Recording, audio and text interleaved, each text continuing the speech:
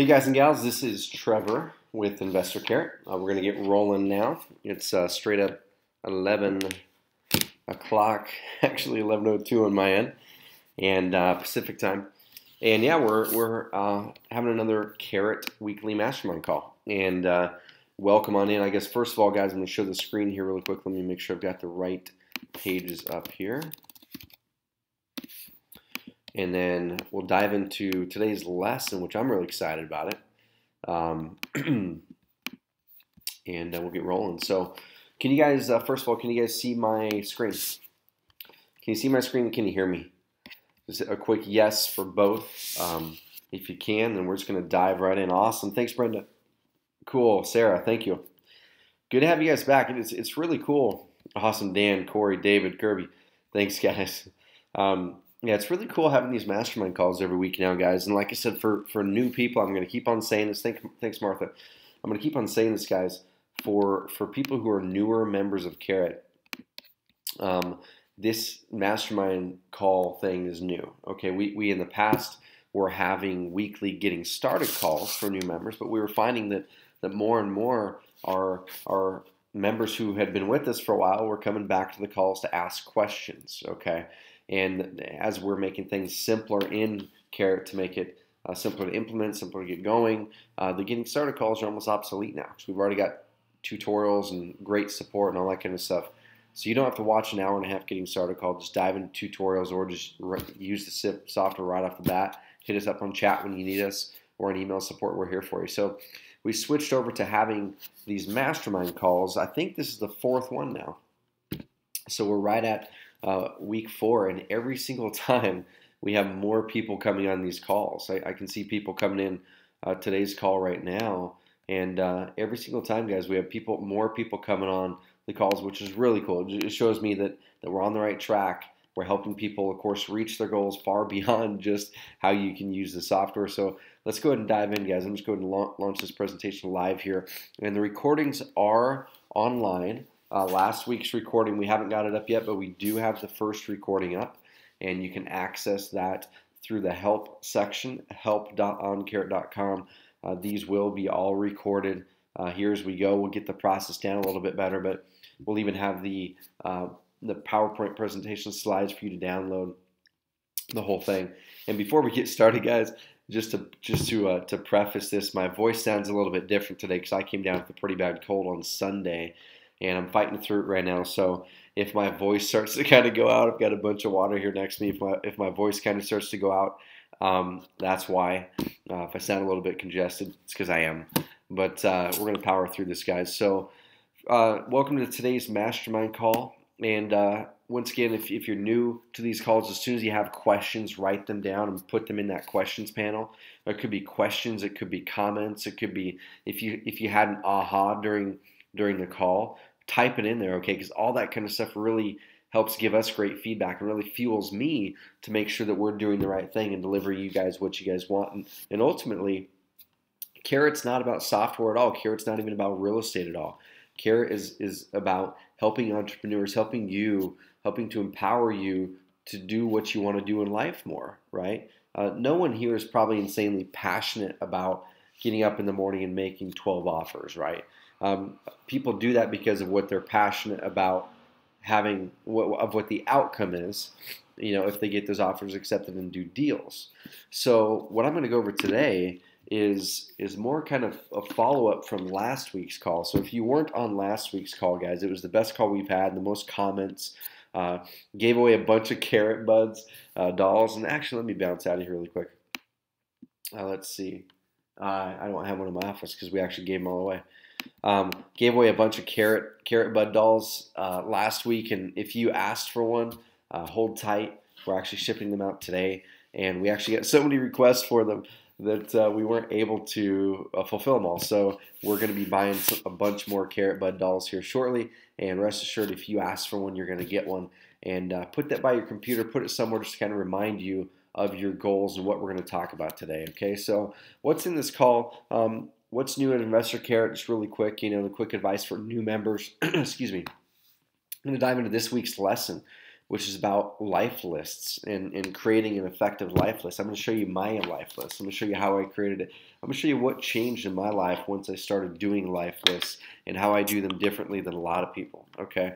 And then we're going to open it up just like we normally do for live Q&A, okay? And then you can hit me with questions about anything. It doesn't have to be about today's topic. It can be about your Carrot account. It can be asking me a strategy question around why you're not getting leads or traffic, or it could be a technical thing about how do I do this on my website. Okay, guys, so these calls are where you can come to me each and every week and ask any burning question you have that is not answered in our tutorials. Okay, strategy, technical, personal, whatever. Okay, so a little bit about me, guys. My name is Trevor Mock.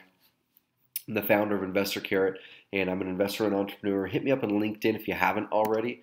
And I'm generating a lot of leads online. That stat, I need to update it. It's over 80,000 leads online now. Been a passive real estate investor since 2004, which means I buy properties and hold them. That's just the strategy I've always done. I've only done one wholesale deal in my life, and that was a mini storage property. But the other ones are buy and holds. And I'm really passionate, guys. What fuels me and what fuels us here at Carrot is that we're passionate about entrepreneurs. Okay, we're passionate about the impact that all of us here on this call, we're all entrepreneurs.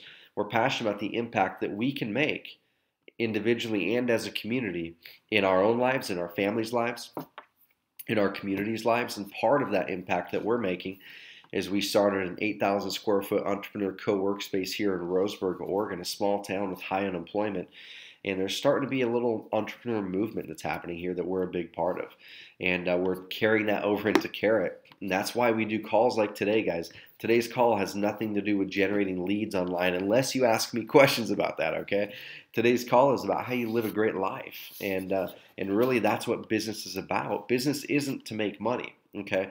Business is to make money, which is a means to live a great life, okay? And I think a lot of us kind of forget that, and we get into business to make money, but we're not strategic in how we're going to actually use that money to live a better life. And I love traveling, mountain biking. If you're ever in Oregon, you guys need to come to Roseburg. If we schedule it in advance, you know, I'll give you a tour of the loft where Carrot is based out of, where most of our staff is. We'll take you across the street to Draper's Pub, which is where we go every Thursday afternoon at 4 o'clock and have beers with other entrepreneurs from the area. And if you're a mountain biker, I'll take you up to the North Umpqua Trail, which is a half an hour drive from here. It's one of the top 20 epic mountain biking trails in the world, according to the International Mountain Bike Association. So I know some of you on here are mountain bike riders. Rob, I'm not sure if you're on here. Rob is here in Oregon. He's actually coming down here this spring or summer to ride for a couple days with me too. So what we're going to go over today, guys, is your life and the list that helps you live your best life without regrets. And that last part, the without regrets part, is a really, really important part to me, because I know all of us have things that we wish that we probably look back at and go, man, you know, maybe I should have done that differently, right?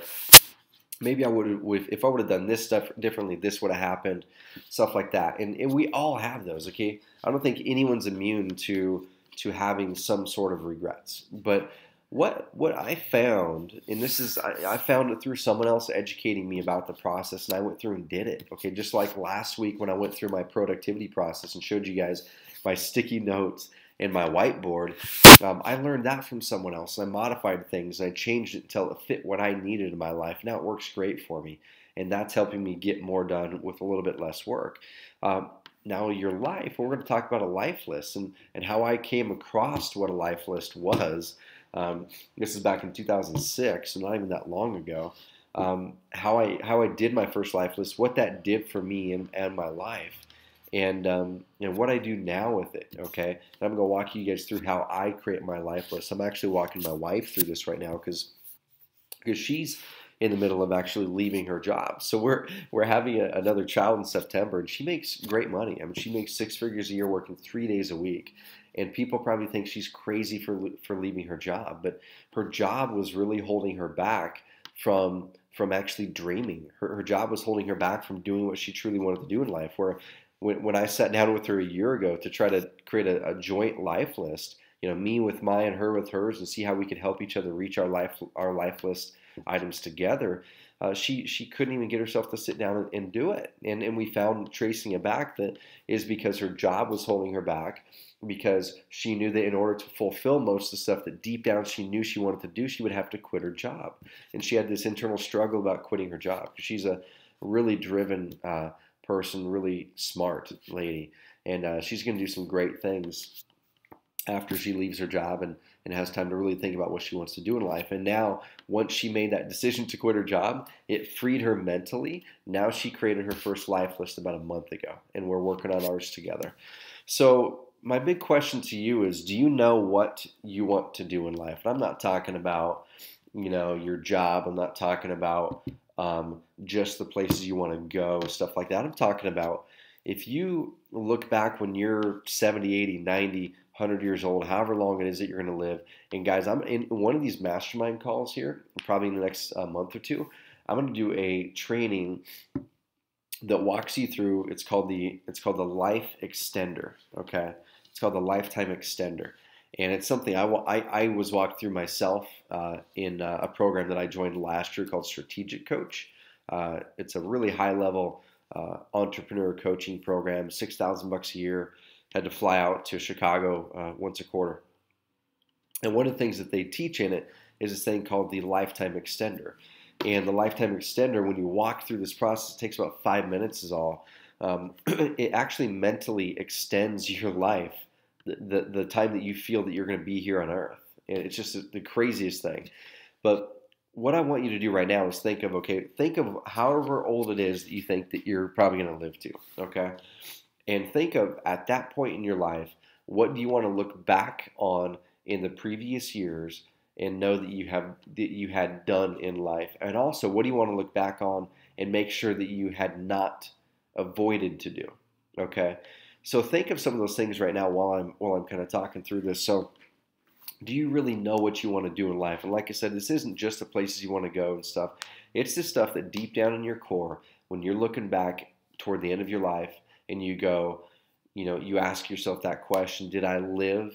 Did I love? Did I matter? I learned that phrase from a mentor of mine, Brendan. Ask that question right there: did I live? Did I love? And did I matter? Okay. And if you can then go and answer that question with specifics, yes, I did this, I wanted to do this. Those are the things that truly matter to you. 1 second, while I grab a drink of water.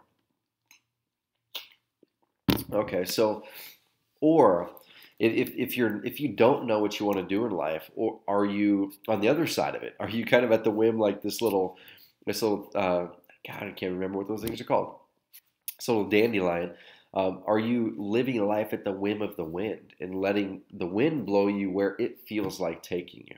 Okay, there's a lot of people living like that, guys. I mean, from time to time, I even find myself falling into that. Where there's periods of time, whether it's a day or a week or months, or I even had a year and a half period where I felt like I didn't feel in control of where I was going.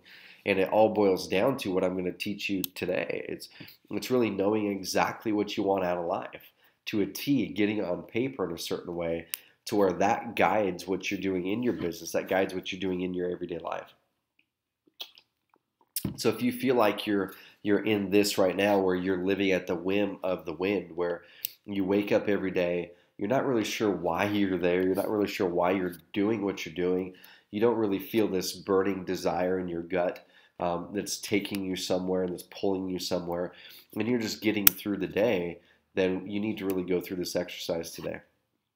It's called the Life List. And I heard about the Life List. I guess before I dive in, guys, who all here has a life list at any level? It could be, the simplest little thing written down on paper. Excuse me. Put through the little questions panel a quick yes or no if you have a life list. And if you do have a life list, if you've done a life list, guys, let me know when you did it, okay? So Dan says he doesn't have one. There's several people popping in here who said they don't have one. Does anyone have a life list? Yeah, so Sarah says, I've had many and they have changed over the years.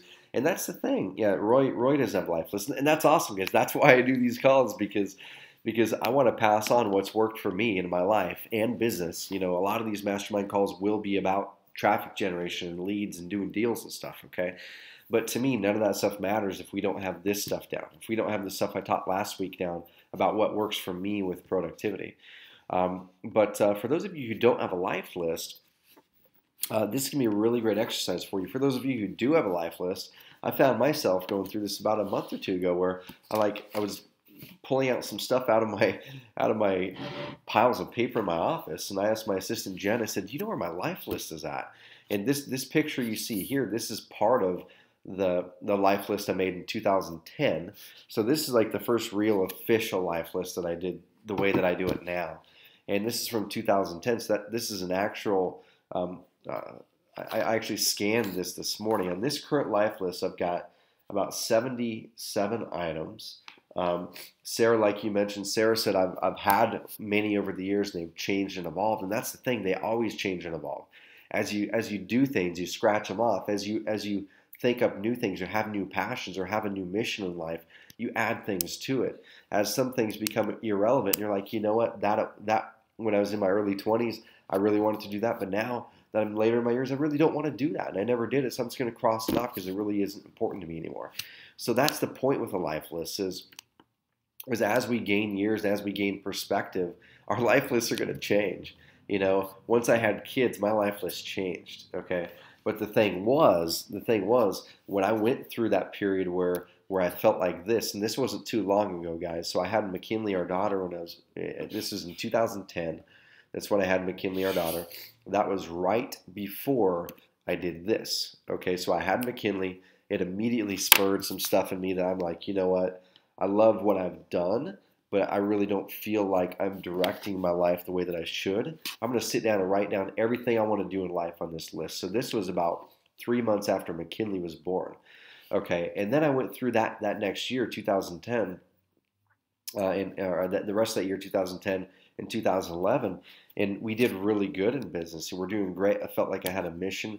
But then the second half of 2011 through the entire 2012 year, I was almost like this. Okay, I was kind of wavering between this and feeling like I had this big mission. And I can tell you from experience, it's not fun when you wake up in the morning and don't want to go to work. Okay, it's not fun when you wake up in the morning and don't know exactly what you want to do and why you're here. And the way that I came out of that was then reverting back to looking at my life list and redoing my goals every year, every quarter.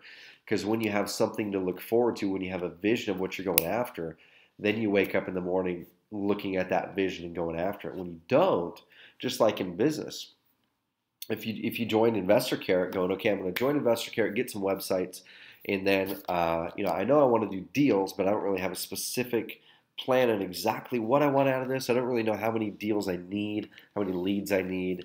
Then it's going to be really tough for you to get the results out of Carrot or out of any website if you don't have those specifics. So that's one thing you should do right now if you haven't with Carrot. Maybe I'll have another call on this later, but is go, okay, how many deals do you want to do a year, a month?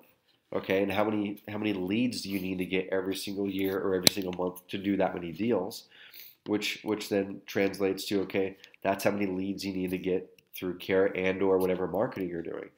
And if you need, let's say you need 100 leads a year to do the deals you're wanting to do, how much traffic do you need to get to your website?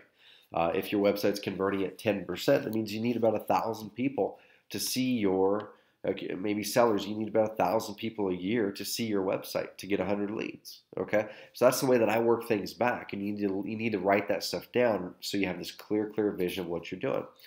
So my quick life list story in this little snapshot is actually where I'm sitting right now, and I've got this picture behind it. The funny thing, actually, let me show you this, guys. Sorry about my my stuffiness here. I'm just reading through some comments here, guys. So yeah, so a lot of people aren't. Yeah. So Robert, man, I haven't learned Spanish yet. See, so Robert put in some Espanol in here. So I can read what you said. Okay, so I can read that, but but I can't speak Spanish, like even conversation. I was down in Panama last year for 2 weeks, staying at a buddy's house on the beach. My whole family and we went down there, and I picked up a little more Spanish down there. But no, I haven't knocked that one off. But let me show my screen really quick, guys. No, not my screen, my webcam. I want to show you a couple things. Okay, let me see where I'm at here. There we go. Okay, so this picture that I was showing you in that picture in the presentation, the first person who picks out what's wrong with this picture. Okay, I'm going to cover it up right now. The first person who guesses what's wrong with this picture wins. Let's see, what are you going to win?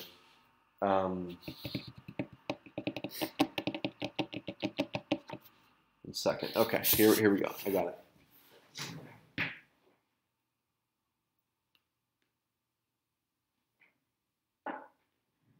Okay, 1 second. I'm grabbing a book off my bookshelf. So I'm going to do a contest really quick, okay? 1 second. Okay. Guys, the first person who guesses what's wrong with this picture in the comments section is going to win. This is one of my favorite books. It's the quickest read ever. I read it every year now. It's called The 5 Major Pieces to the Life Puzzle by Jim Rohn. If you have not read this book could change your game if you read it once a year, okay? So let me know, guys, through that questions panel if you can, yeah, Dan said excellent book. Guys, let me know through the questions panel if you can see what's wrong with this picture behind me. I'll keep it up there for another 10 seconds. If someone can't see it, then awesome. I didn't see it when I had it printed off at first, okay?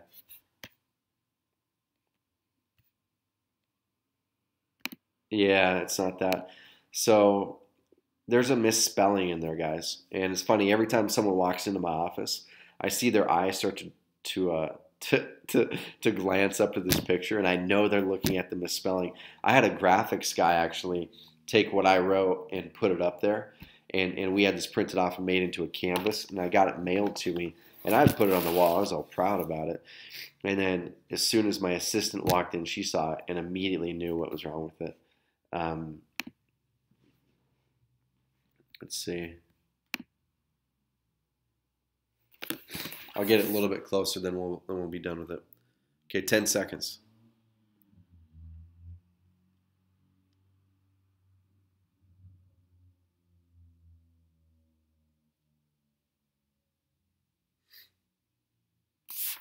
Okay, if someone can't guess it, there we go.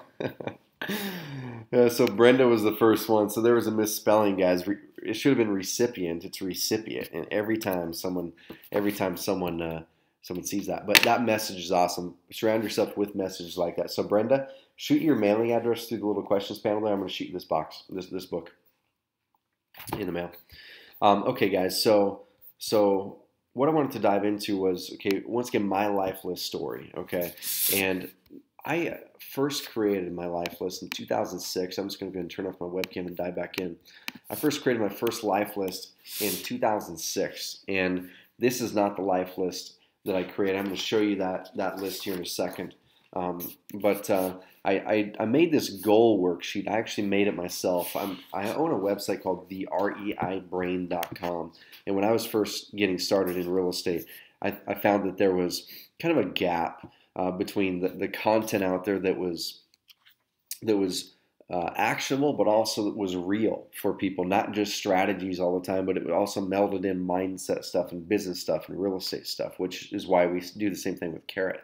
So I made this goal worksheet back in 2006 to kind of house the way that I wanted to manage my goals, and this has kind of evolved into what I use today. And I'm going to give you the download link for this exact goal worksheet that I actually created in 2006. It hasn't changed since then.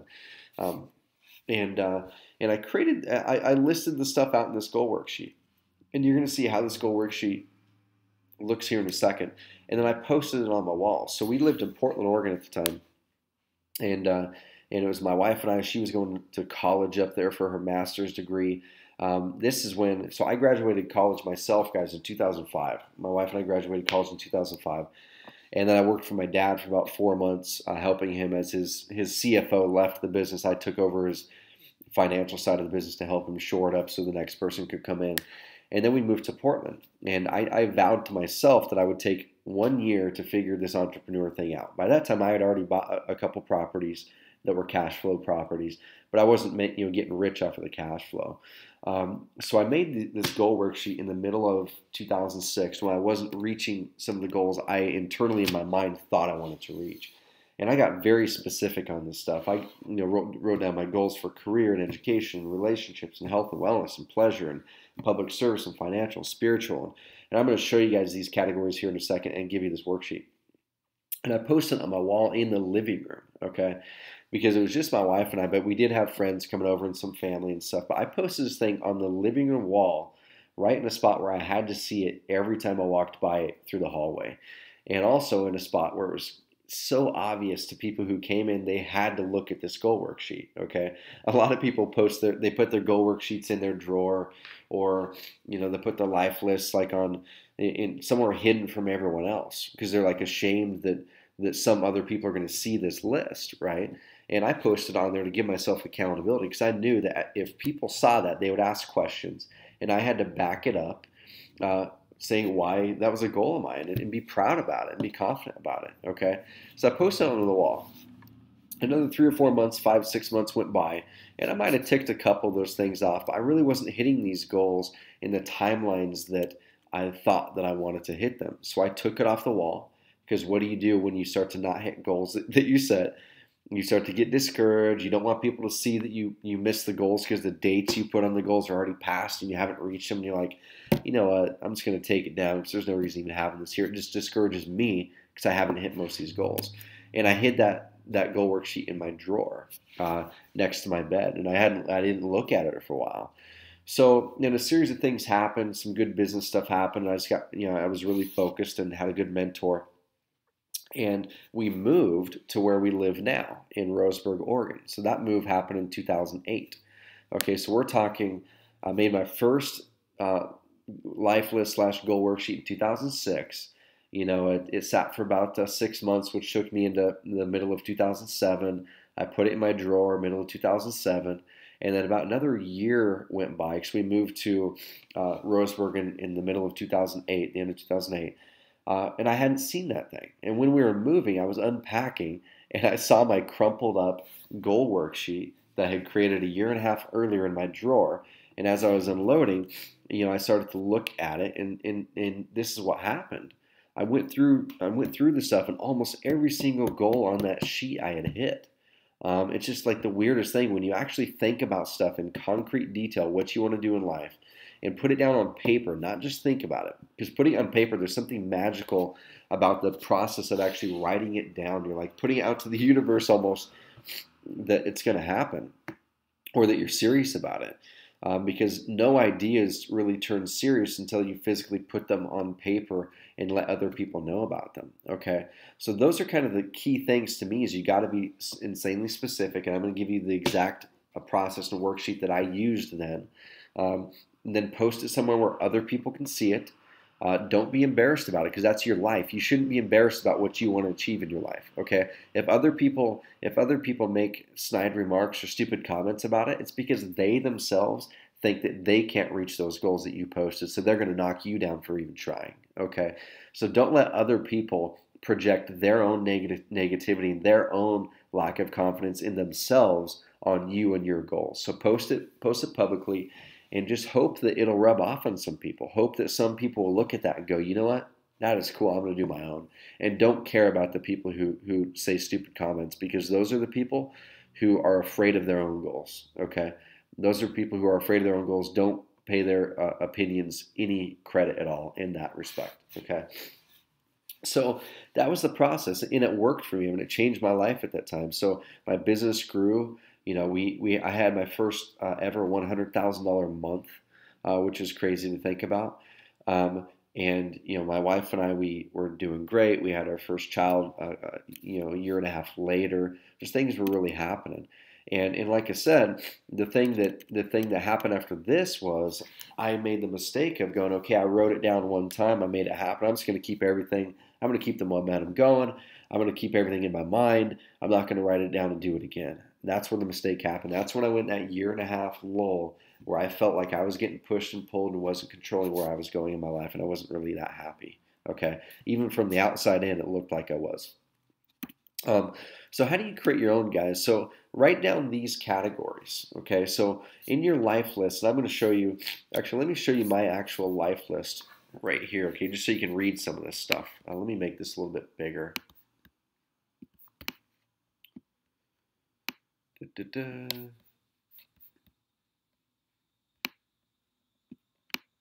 Okay. So I'm not afraid to show you all my life list, guys. If you can't read this, don't worry. But this is just the front of the page. It goes on the back of the page as well. And honestly, I haven't read this in probably 8 months. So this is a good thing for me as well.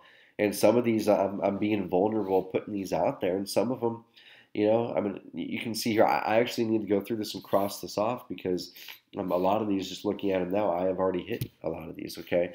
But it's funny because there's this mental thing. I don't know what it is, but when you put stuff to number one next to a number one, in my mind, it's like number one is the highest priority. And for some reason, I started my list with number two, and I have yet to fill in number one.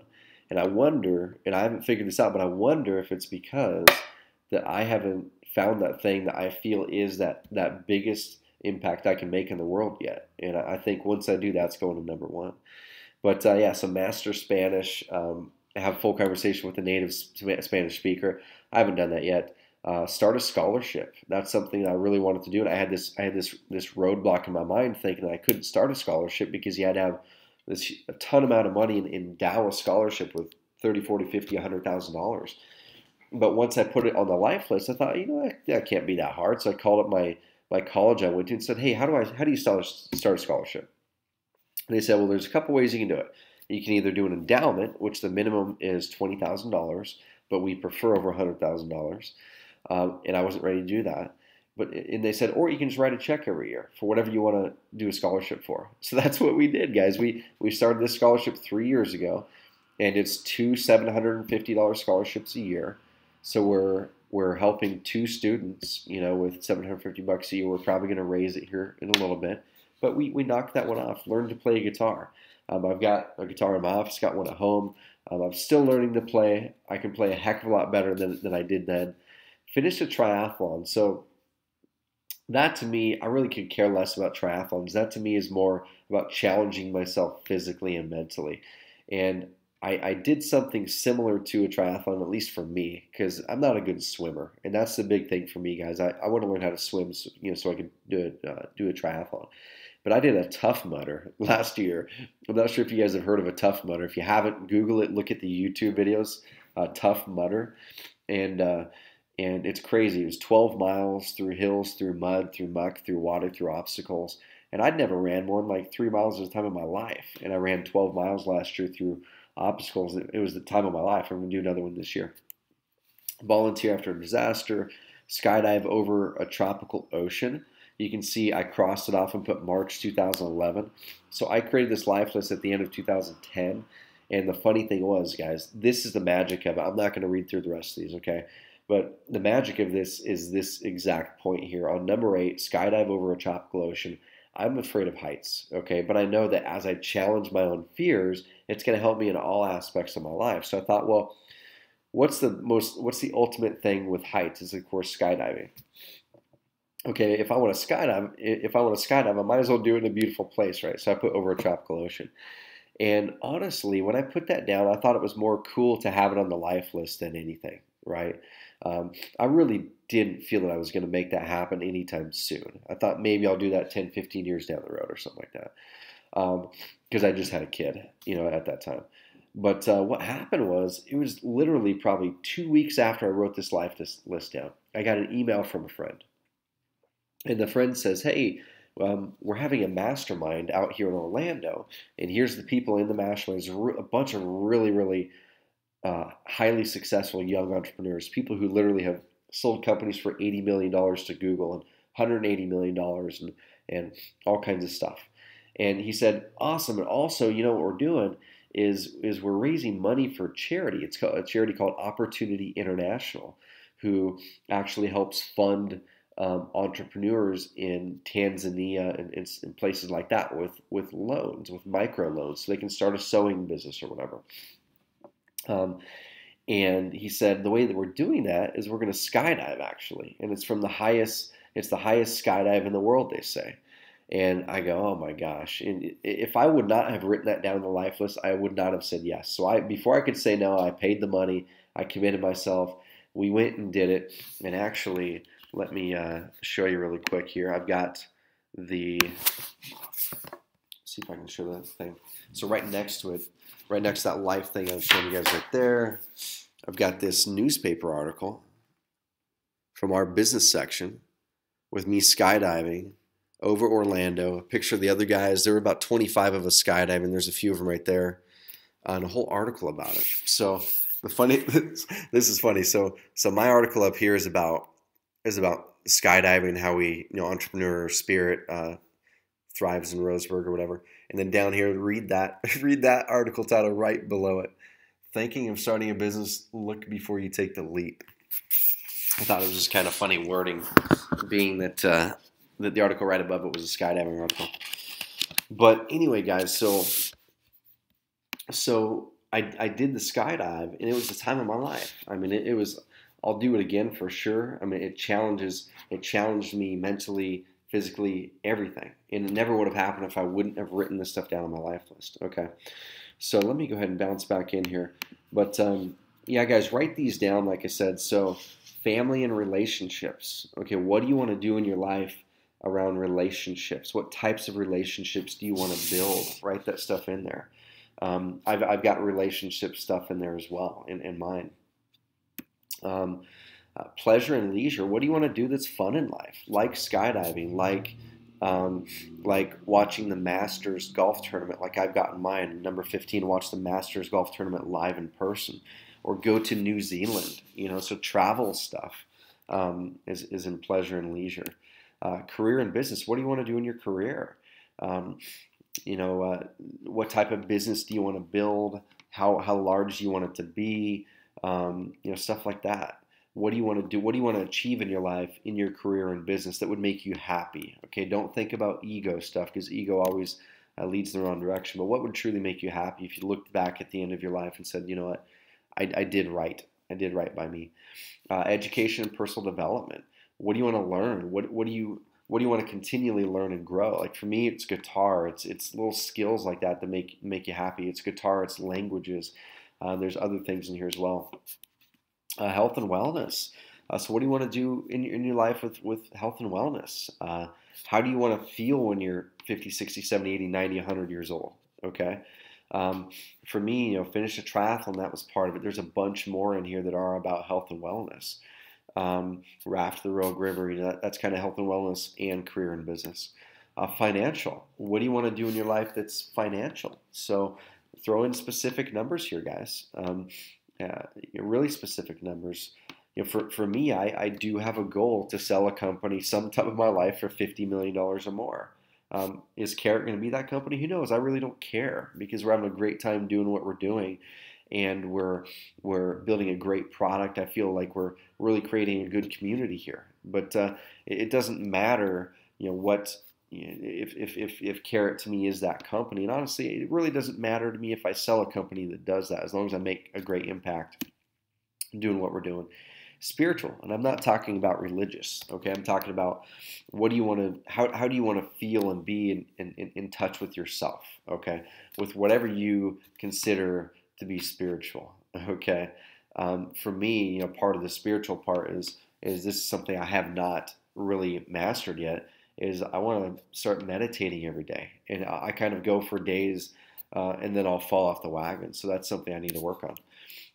Paying it forward in service. Like, what do you want to do and pay forward in your life? 1 second, guys, here. Let me make sure I've got the webcam off so you guys can see the whole screen.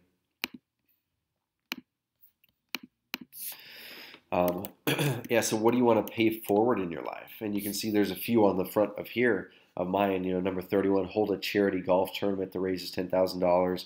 Raise $1 million for an awesome charity sometime throughout my life. There's other ones in here, like there's one in here that I really love. I borrowed it from someone else, actually.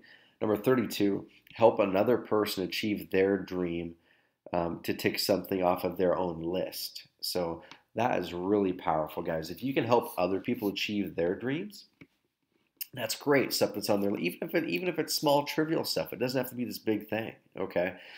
For instance, my wife, in her first version of her life list that she made about a month ago, hers isn't really diving too deep yet. I think as she really has time to get away from work and think about stuff like that more, she'll probably dive even deeper into it.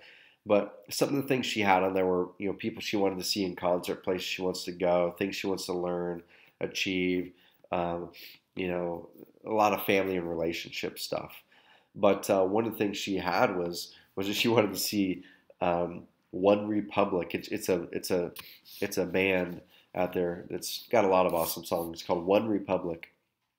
She had it on her life list, but this is the value of having your spouse or significant other or even business partner have a life list and you guys share them, is now you can help each other reach their goals. So I saw that on hers, and she doesn't know about it yet. Hopefully she's not watched this, but I bought tickets like the day that I saw that to a One Republic concert. It's up in Portland in June, and I asked her to take that. She's already going to be off of work by then, but so I've got the stuff. Babysitter lines up for the kids, and we're going to go up and knock one of those things off our life list. So that never would have happened if we didn't put them down so other people could see them. So what are you going to do in your life?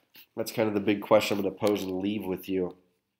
And once again, let the answer to that question be things that when you look back at the end of your life, you go, you know what? I lived a great life. I lived, I loved, and I mattered. It doesn't have to. It doesn't have to be these big ego things, okay? Who cares what your family or your friends want you to do in your life, okay? Live the life that you want to live, okay? So I'm going to dive into Q&A now, but what I'm going to do really quickly is I'm going to go over here and show you this one goal worksheet. And I'm actually just going to put the download link here through the deal. So there's the download link to that goal worksheet, guys. Yeah, Martha, I don't think it's my audio. It's my voice. I've got a cold. I'm really, really stuffed up right now. So I'm powering through this, but yeah, I don't think it's the audio. I think it's me. Anyway, so there is the goal worksheet, guys, and this hasn't changed since the day that I created this, and I created this for myself in 2006. Okay, so this was created out of necessity because I needed it. And this worked for me at the time, okay? And I just filled out another one this year, so I do have one of my own printed versions of it right here this year. But if you could do this, so sit down today or tomorrow, or what you want to do is you don't want to rush this, okay? So if it's this weekend, whatever, block out an hour or two, not 10, 15 minutes, because this is your life we're talking about. Block out a day, block out a week, whatever you have to really think deeply about what you want to do in life, okay? Don't discount the fact that every minute you spend doing this is probably a better investment than learning something else for your business right now. Okay? This is probably the best possible investment you can make on yourself at this point if you haven't done this. And then revisit this every year or every quarter, ideally. So go through, guys, and write as many career and business things as you want. Okay? And same thing with education, personal development. What do you want to learn? What types of, what do you want to learn? What types of things do you want to be good at that takes education? Things like that. Family and relationship. What do you want your family life to be? Be very specific. I want 3 children who are beautiful and loving and blah, blah, blah, or whatever. Whatever it is, okay? Be very specific. Or I want to have 4 very, very close friends that I talk to at least on a weekly basis, and that we help each other through our lives. Be very specific, guys. Okay, health and wellness, same thing. If you want to lose weight, I want to get down to 155 pounds again, or whatever it is. Okay, by a certain date. Okay, so that's the key, guys. You got to be very specific with this stuff. Okay, health and wellness. I want to do a triathlon by September 2014. Okay, whatever it is, be crazy specific. Pleasure and leisure. Where do you want to go? What fun things do you want to do and try? Skydiving. Where do you want to travel? Do you want to drive a race car someday? Stuff like that. Financial. What financial goals do you want to hit? Make $10,000 a month. Net $10,000 a month by X date, or net $5,000 a month by X date, or whatever that thing is. Okay. Be able to take off. 3 months out of the year because my business is doing well. Whatever it is. Okay. Public service. What things do you want to contribute and give back to the community? Spiritual. And then the way that I did it, and what's going to just use what works for you, is that I prioritized them. Okay. So 1 through 10, or 1 through however many you have here. You don't have to have 10. If you only have 2, that's cool. You can always add more later. And then take the ones that are maybe the top 1 or 2 priority out of each. Okay, and then come down here and set them. Okay, so right here, your top 3 goals, most important goals and action steps. So write down whatever your number 1 goal is. If it's financial right now, awesome, write that down. If it's health and wellness, lose 45 pounds, write that down. And then what you got to do to make this happen, and this is the magic that helped me on my top 3 goals, was you got to write down the goal, and you have to write the specific action steps that have to be done in order for you to do it. Okay, so if losing weight, let's say losing 45 pounds is it, put it there. Lose 45 pounds by December 1st. First action step is sign up for a gym. Second action step is get a personal trainer. Okay, or if you can't afford a personal trainer, find a partner who can help me train. Okay, third step is schedule in my day and work out every morning at 6 a.m. or whenever it is that works out best for you. Okay, and then the next one is get a nutritionist to help me plan out my meals or my cooking, and put due dates on this stuff. Okay, so get crazy specific about what you guys need to do. If one of the goals is to do your first deal, or to do 20 deals this year, 100 deals this year, write that down. And then write down the specific things that have to happen in order for you to get there, okay? And then write due dates for each one. And here's an example down here. So anyway, guys, that is the goal worksheet there.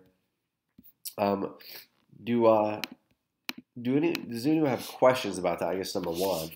And number 2, does anyone have a different perspective on a life list, on how to think about life now than they did before they hopped on this call?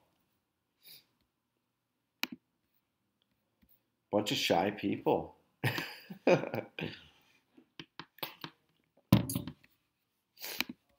Okay, sounds like everyone's got it nailed.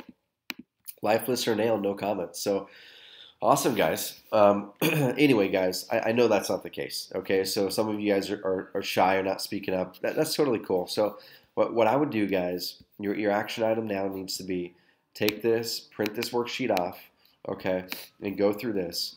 And then what I did, like I said, the next step would be, those are kind of the more concrete, goal-oriented stuff, right? And then next, just grab a piece of paper. This is the fun part right here. Grab a piece of paper, and I just grabbed a blank piece of paper, and I just started writing. Okay, it does not have to be fancy, like I showed you guys. Just start writing, start numbering stuff, start getting stuff on there. Okay, and go as high as you can go. Okay, if you can get 60, 70, 100 things in there, do it. And one big takeaway too, guys, is don't think all these have to be like these game-changing things. Just if things that would give you enjoyment in life. Like I've got go to Oktoberfest in Munich, attend the Winter Olympics, surf a full wave sometime in my life, be quoted or interviewed on national TV. I think that'd be kind of cool. Is that kind of ego stuff? Yeah, but I think it's kind of cool. Build mine and Carly, my wife's dream house, present at TED. If any of you don't know what TED is go to Google and Google TED Talks and watch some of those talks. It'll totally change your mindset. Walk the Great Wall of China. Celebrate my 50th anniversary with my wife Carly. Really own who I am. I'm getting closer to that, but haven't nailed it. So I mean, probably the most trivial thing on here, guys, is is let's see, is this one called Master a Surprising Cocktail. So you know that guy at the party, guy or gal at the party who's always kind of the guy or gal at the party who's always kind of the life of the party, and they're always kind of they always do something interesting, right? They've always got this quote that they say or this joke that they tell, or there's that person who can always at moment's notice come up with this joke that just makes everyone laugh, or this one person who's always got this one meal that they bring to a party and everyone raves about, or this person who, in my case, I've got this friend who like he always has this signature cocktail, and people always want this darn cocktail, right? So I thought, you know what, I'm going to make a signature cocktail myself, and I'm going to master a surprising cocktail, something that is out of the norm for most people.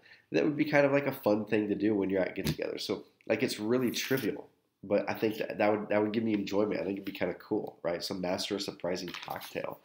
But I'm gonna take it off of here right now. But anyway, guys, there's some stuff. So yeah, so Brenda, I've had many lists in the past I really need to put up in the open for others to see.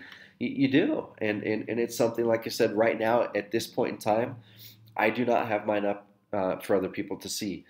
You guys are the first ones to see that in probably 2 years. Okay, so I have been mentally delaying getting my new life list revamped and up, and that's something I need to do this week. Okay, because it's crazy important. Like, guys, this stuff is more important than going and learning about search engine optimization right now. Okay, because all the SEO in the world can't SEO you a good life.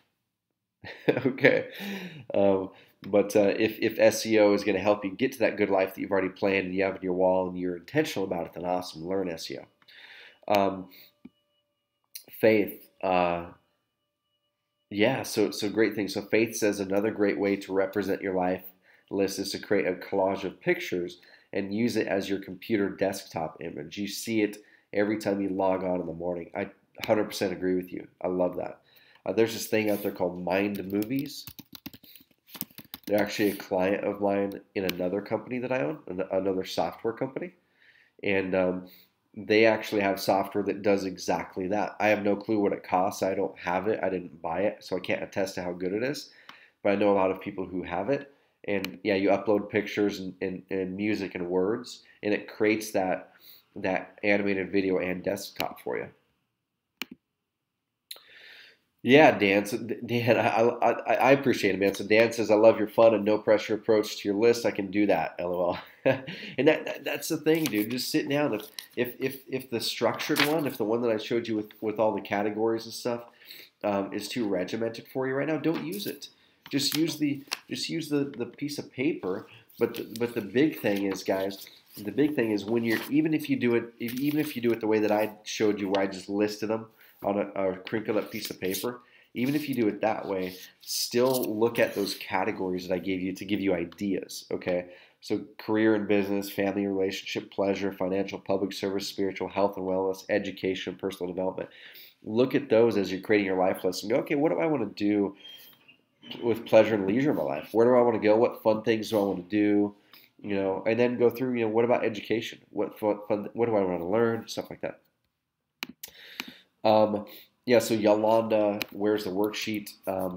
I sent it through to everyone through this questions panel.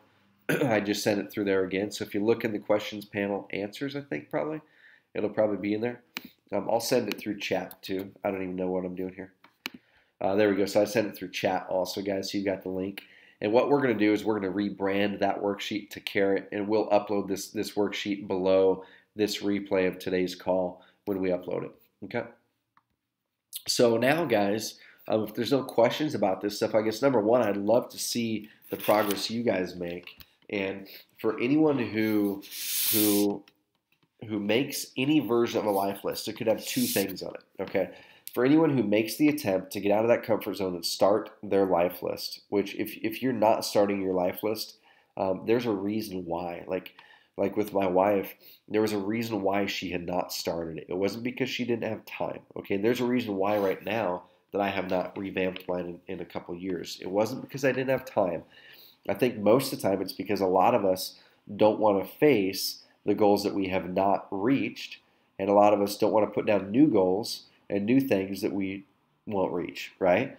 So for me, I'm going to go through and cross off the ones that I've nailed, and already I'm looking at some guys, and like there's a lot of ones in here that I have already hit, and that gives me more empowerment to go and create more. Okay, so if you have not created a life list, and if you for some reason don't do it this week or next week, there's a mental reason that's blocking you, and you need to figure that out. Okay, there's a mental reason that's stopping you from doing a life list. And it could be that your current situation, there's something in your current situation that is actually blocking you, that you're afraid to deal with, that's blocking you from actually doing what you want to do in life. For my wife, it was her job. She liked her work. She put in a lot of time, effort, money into getting her degree for her work. She likes her patience, but she wasn't passionate about her workplace and where things were going. And every time she tried to think about the stuff she really wanted to do in life, she would hit this blank because it was like, well, in order to do that, I'm going to have to quit my job. And she didn't want to deal with the fact that in order to live the life she wanted, her job had to be gone. Okay, in her case. So if there's certain things holding you back like that, you need to figure that out. Yeah, exactly. Fear of failure, and also fear of disappointing other people. Okay, like my wife is insanely loyal, and she didn't want to disappoint her coworkers and her patients and her boss, right? So in order for her to live the life she wants to live, she had to face the fact that she had to disappoint some people in order to really be passionate about what the direction that her life was going. And then she was mentally free to write her life list. It's just the weirdest thing, but we all go through it. So awesome, guys. I'm opening it up for live Q&A right now. So do any people have questions? And I guess one thing I'm going to do really quick, guys, is I'm going to mute myself, and I'm going to go and blow my nose real quick.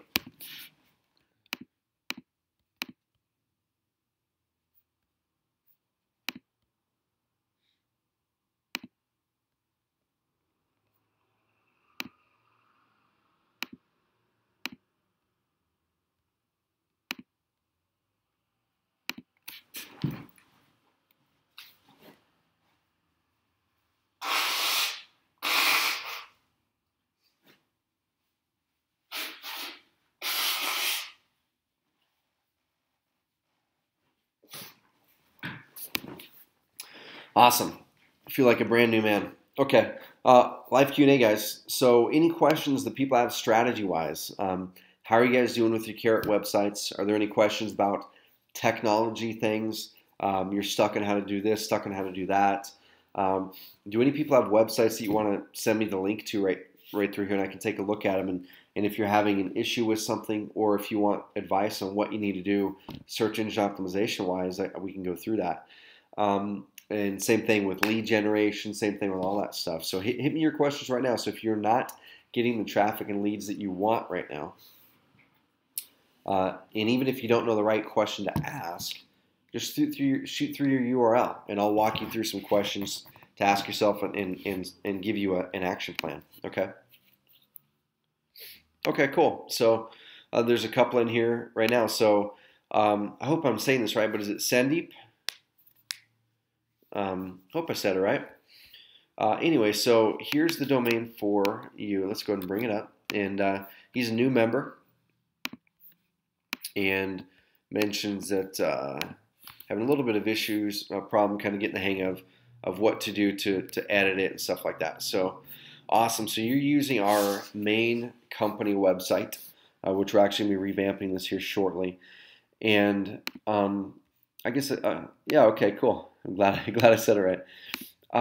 So just getting started and struggling with how to customize and edit it. So I'll give you a couple quick resources first, okay? Because we have a bunch of great resources, guys, that people don't leverage enough. So number one, help.oncarrot.com is where everyone should go to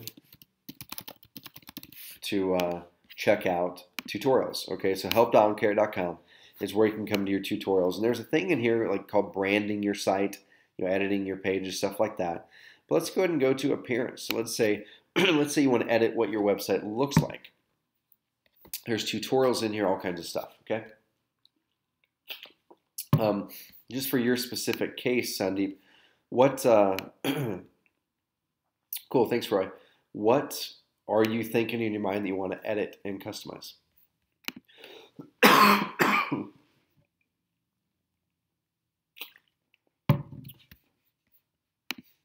And we can actually, awesome. That stuff's quick and simple. So Sandeep says he wants to learn how to change colors and fonts.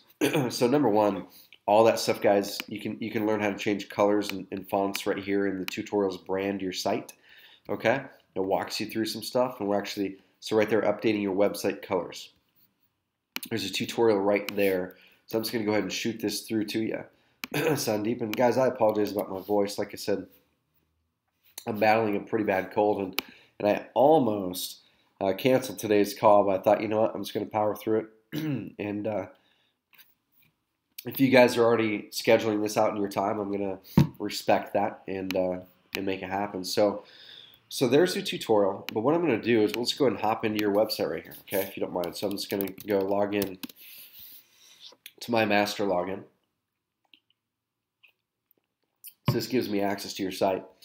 So the place that you're going to update your font type and color, Sandeep, is through appearance. Okay, so if you come down here, and you can always ask these questions through live chat, guys. So if you're in here and you're stuck and you're like, hey, you know what? I just got started and I just want to know how to update my colors and font. Come down here to live chat and hit people up on live chat. Okay, so right here, go to appearance and then click appearance. And my area shows some more options than yours does because you know I own the company. Yours has fewer options, which actually is better for you. But go to styling and layout. And then you can just go ahead and go to primary navigation, because what we're going to do is the biggest color change you can make on your website is right here, is your navigation bar. So what color are you thinking for your main color, Sandeep? You thinking maybe what color do you want this bar to be? This blue, I could do the green, I could do that, or a different color.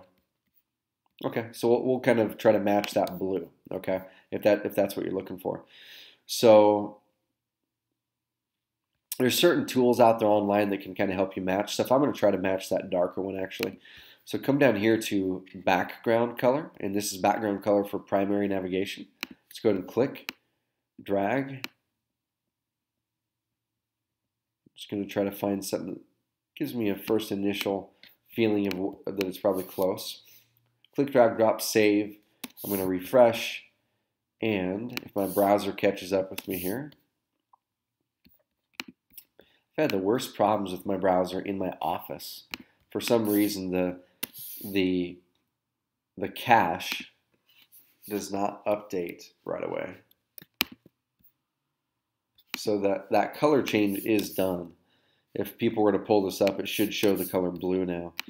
But for some reason, it's just not showing up on my end yet, but it's there.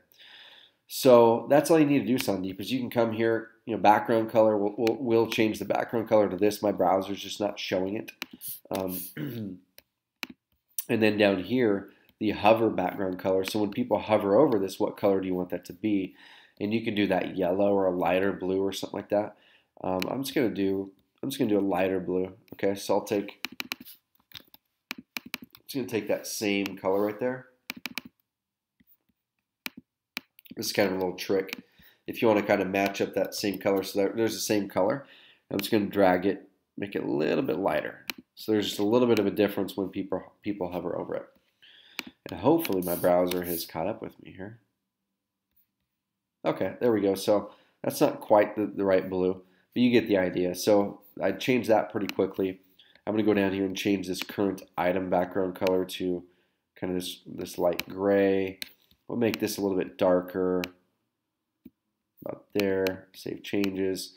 And if my browser catches up with me here, which it's not again, you get the idea. So that's colors. So now font, what type of font are you looking to do? Like because right now this is kind of more of a Georgia font, and then I think this is Arial. Are you thinking about you're wanting to change the type of font here?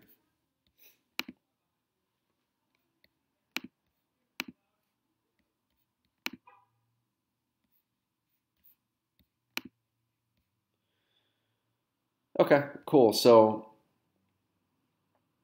okay, so you like the main text, but the bolded stuff should be less. So, um, I'm assuming that you're talking about this right here as the bolded text. Is that what you're talking about? Okay, cool. Yeah, so with that, so that's a heading, and this is a heading as well. So this is a H1 heading, a heading 1. This is a heading 2. So I'll just go ahead and show you where to do that really quick. So this should be actually right here, and we're actually simplifying where some of this stuff goes. I believe it's in here. Okay, yeah. So your main text right now is Helvetia. Okay, and then down here, okay, that's where it was. So right here, your font styles. This one's alike right now, I guess. So let's go ahead and change this to the same Helvetia. We'll change this to Helvetia as well, and we can change this to Helvetia too. Okay, so this is in miscellaneous typography, and H1, H2, all the way to H6. Most of the time, you're only going to use H1, H2, and maybe H3. Okay, so I'm just going to go ahead and save changes. Excuse me.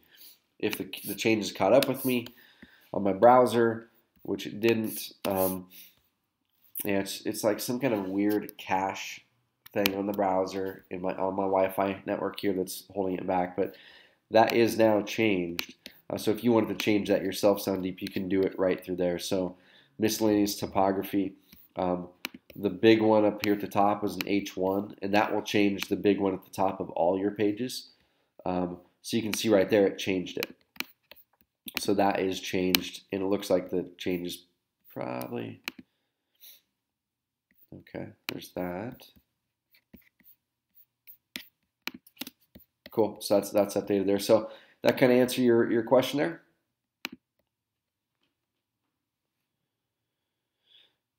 Yeah, the styling and layout option is under the appearance section, correct. And if you, okay, so you like, okay, so yeah, if you like Times New Roman, Sandeep, you can go here to appearance, miscellaneous typography, and go ahead and change the font to whatever you want to change it to, okay? So really, really quick and easy. So Dan, great question, man. So Dan asks, can you explain a bit about the value of an RSS feed link, please? Okay.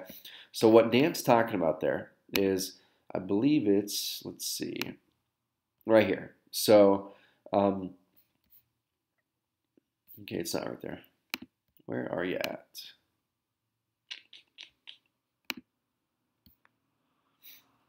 Can't remember where we have it. We might have actually taken this out in the last update.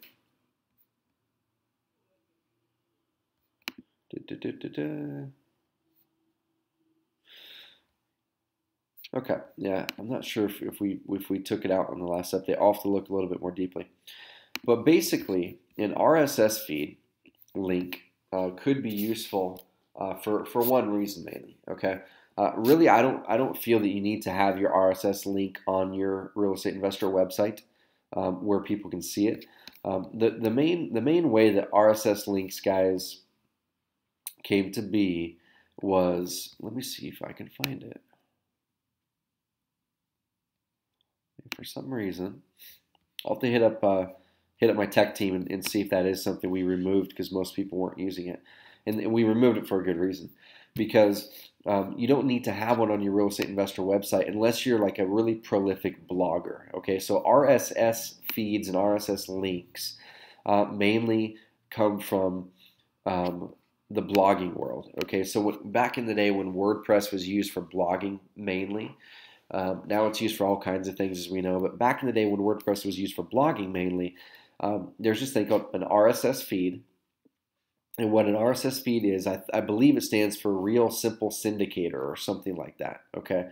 Which basically is fancy words for every time there's a new blog post that posts on your website or a new page or whatever that is in these categories, it pings the RSS thing, and if you hook the RSS feed up to services like, I'm just going to go put a blog directory, okay? So if you look up blog directories or something like that, technorati.com is the largest blog directory in the world. You can see there's a ton of blogs in here. The way that Technorati gets content from your blog is through the RSS feed. Okay, so you can see right here, if I clicked on Huffington Post, I'm assuming it's probably going to take me to the Huffington Post Technorati page, which shows their most recent blog post, okay, through there, which that's not right because that's from 5 weeks ago. But basically that happens through an RSS feed. To answer your question, you don't need it on here, Dan. The place where it's useful is not showing it on your website, but is submitting your RSS feed to sites like this, submitting it to blog directories, submitting it to websites that will take your RSS feed, put your content on their site, link back to your website. It helps you with search engine optimization, okay? But there's no value for real estate investors to have an RSS feed link on your website if you're not just a prolific blogger, doing a lot of blogs all the time, okay? So keep it simple. Yep, keep it simple, man. Corey asked a question. So Corey says, how do you change the picture under the navigation bar on the home page? Let's go ahead and go. Are you talking about this right here, the hero section? I'm assuming. What that's called is the hero section. Let me go ahead and dive over to, okay, cool. Yeah, so that's called the hero section, guys. So if you want to update the picture right here, that's what we call the hero section. And we have all kinds of cool tutorials walking you through that. So if you go to help.oncarrot.com, okay, or you can access the help section, guys, through your dashboard up here through help. And just type in hero, okay, or hero section or whatever. And it's going to give you this tutorial here. So I'll shoot this tutorial through to everyone right now in case you're wondering the same thing. So Corey, there's a link to the hero section tutorial. And it's really crazy simple to change. What's your domain name, Corey? Shoot it through here.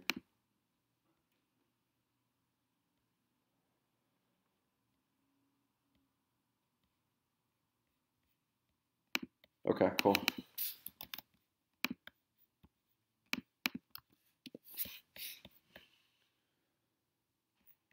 Awesome. So yeah, and this is something, guys, I would suggest that you think about changing if that picture does not look like a picture of a house in your area. I'm just updating this. I'm not sure why they're blocking your SEO. But if that picture does not look like a house in your area, then update it, because the more you can make people feel that they're on a local website, that they're being catered by a local service, the better. Okay, so yeah, you're in Washington, D.C. That picture may or may not look like a Washington, D.C. place. So what you're going to do is you can go to Pages and go to whatever page you want to access the hero section on. And in this case, we're talking about the home page. So I'm just going to click here, I'm going into your home page here, and let's say that then you come down here, and then featured image is where you're going to update that picture, okay? Featured image is where you're going to update the picture, and then down here, hero section, this is where you turn it on or off. So if you want that whole section off, just go ahead and click that and turn it off, okay? Or if you want the section on some of your other pages, like let me show you this really quick. I'll show you our rent-to-own websites and how people are using the hero section on the rent-to-own websites. I don't think we have one there. Okay, there. So you can see we have a hero section. We have no opt-in box, and we're just using the hero section to be like a good testimonial type picture or just something branding. Okay, we have one where, let me see, Oregon. There we go. So rent-to-own Oregon homes. This is a client, Rob, here in Oregon. And if we go to About Us, I believe they updated their hero. They turned a hero section on this page, and they put a picture of them with, on their About page that talks about their company. So that's a really great use for the hero section. It really makes your pages look really great. You can leverage it in a lot of different ways. Put testimonials up here, use it for lead generation, the whole shebang. So for this one, the main company website, it's not being used for lead generation currently. the hero section. That's just how we have it by default. But this one is, and you can see it's enabled, and we have content here, and we have a form selected. Okay, so this is specifically being used for lead generation. Then if you want to update the image, all you got to do is click it. You can select another picture from your media library. We have a few pictures uploaded there already, but you'll probably want to upload your own. Just go ahead and drag it over, put it in there. The one caveat to that is it needs to be wide enough. Okay, it needs to be at least 980 pixels wide. The ideal size of the image, so it shows up perfect, is 980 pixels wide by 480 pixels tall. If you don't know how to do that, hit us up on support. We can guide you in the right direction. Okay.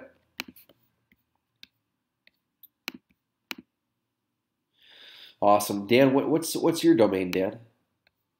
Shoot me your domain through.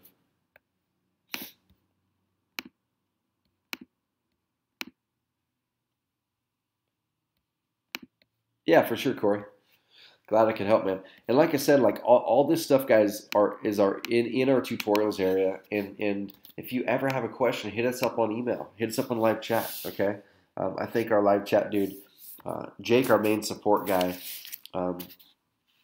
is out of the office right now. So they should be coming back on live chat anytime if they're not right now. So let me hop over here. So Dan shot through here that he updated his. Yeah, so that's perfect. So Dan's in Arizona. He updated his content here. This is something, Dan, I'd like to maybe work with you to cut this wording down. It's pretty wordy. Maybe we can make this a little bit more compelling. Let's connect and we'll make that a little bit more compelling. And then yeah, that's awesome. So you put a desert house there. That's perfect because he's in Arizona. It looks like perfect. I like it. Yeah, yeah. I would definitely cut the wording down. Let me show you guys something pretty cool. Okay, so I'm going to show you this, Dan. And this is something probably 98% of people don't do with our system. But I'm going to show you an example here. PEO. This is a client of ours who they have an account with us for their real estate business. And then they liked it so much they set up an account with us and they migrated all of their insurance company websites over to us. And what we did was we actually did the design for them. This is on our system, so this is on Investor Carrot. Okay, I'm going to show you how to put a button in your pages that looks like this. A really sexy, clear button, call to action, which is perfect for where are they at? It's perfect for. Yeah, it looks like I navigated away from your website to get here. Where are we at? Okay. It's perfect for the hero section right here when we don't have an opt-in box here. So think of what is that number one action that you want people to take here on the site. So Dan, what is this website for you? Is this for another new Investor Carrot member came in? Is this for getting buyers, getting sellers? Kind of what's if you had to pick one main thing? Cool. If you had to pick one main thing that this homepage did for you, what would it be, Dan? Would it be getting seller leads, buyer leads, or like private lenders?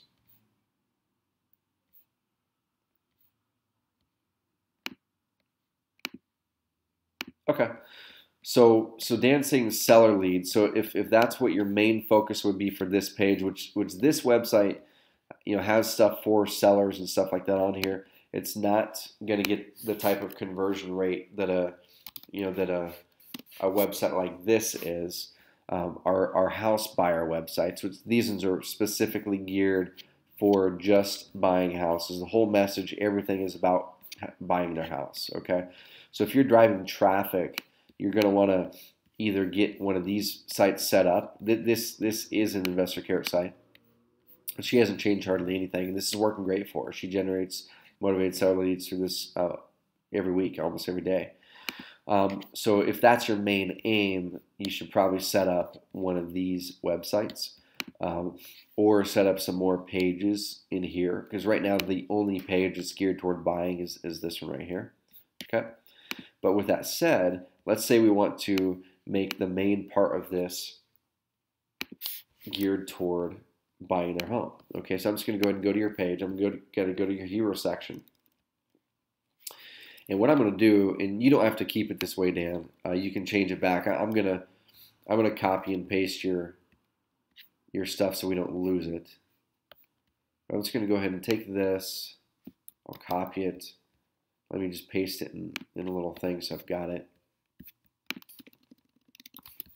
There we go. Okay, so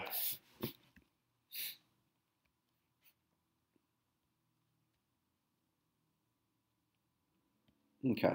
So what I'm going to do is I'm going to trim this down. If your main message should be geared toward selling your home,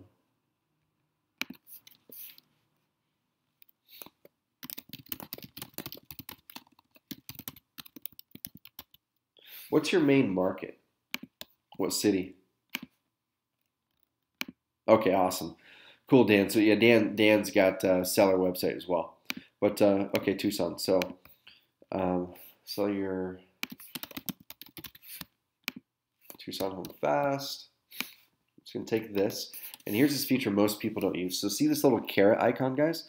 There's a lot of magic in here. Okay, I'm gonna show you some things. So this little carrot icon, you can do all kinds of stuff. You can do buttons.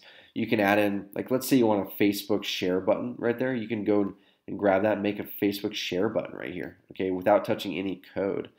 So I'm just going to go ahead and click button. So we're going to create a button like the one I showed you. And I'm just going to go ahead and put in those words that I typed. The link is going to be, let's say we link it to here, okay, or what we might do is you could link it to your seller site. The choice is up to you. I'm just going to go ahead and put that right there. We'll make it a large button. We'll make the color green because I just kind of like the green buttons like that. Okay, that may or may not be the right color. We'll see. The border doesn't matter to me. Open up in a new window. No, doesn't matter. Let's go ahead and click insert. Okay. So what I'm going to do now is I'm going to update it, and hopefully my browser catches up with me once again.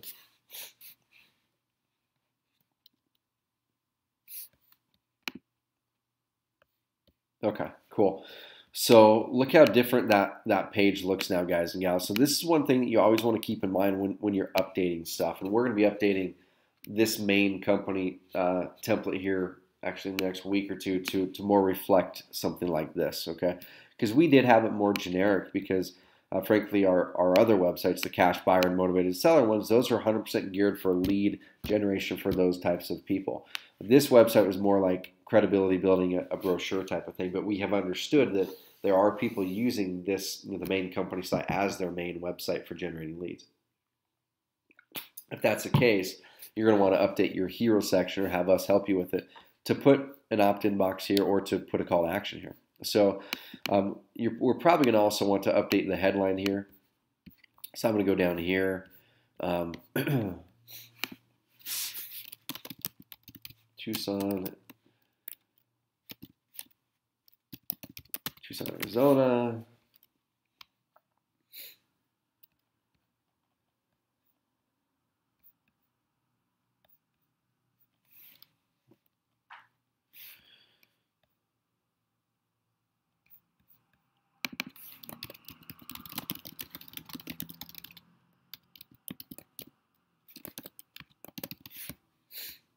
Okay, I updated some stuff there. I'm going to click update. And that might be too wordy. I might need to shrink this text down a little bit. We'll see. Let my browser catch up with me here.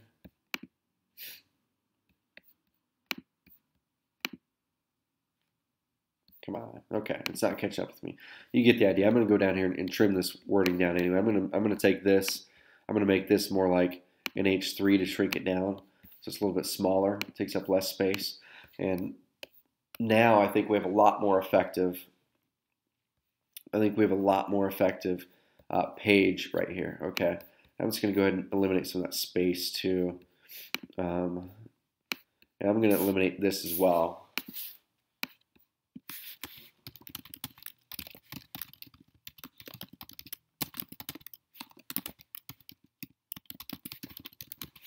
Okay, that way the call to action is all pointing toward that green button. and you're good to go. So that right there is going to be a lot more effective. It draws the eye down here. So if I am a seller, I'm immediately going to get drawn to this green button, and I want to learn, yeah, I want to sell my house. I'm going to click that. It's going to take you to the house seller one.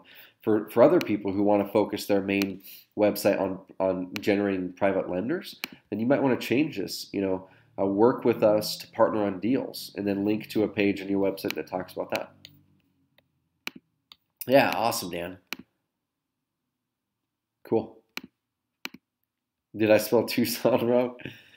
Oh, I did. I swapped the. Thanks, Sandeep. I swapped the. Did I? Did I spell it wrong? Either way. Yep, I did.